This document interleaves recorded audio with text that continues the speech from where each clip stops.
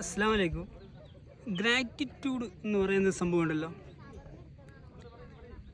എനിക്ക് ഇല്ല ഇല്ല ഇല്ല എന്ന് പറയുന്ന മനുഷ്യന് ഒരിക്കലും ഗ്രാറ്റിറ്റ്യൂഡ് ഉണ്ടാവില്ല. ലഇൻ ശക്കർത്തും ലഅസീദന്നക്കും.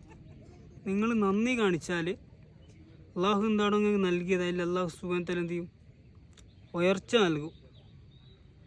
എല്ലാ വിഷയത്തിലും നന്ദി ഉണ്ടാവണം.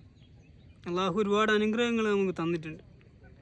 ഈ കാണുന്ന ഇതെല്ലാം കാണണമെങ്കിൽ സമ്പത്തുകൊണ്ട് കാണാൻ പറ്റില്ലല്ലോ, കണ്ണ് തന്നെ വേണം.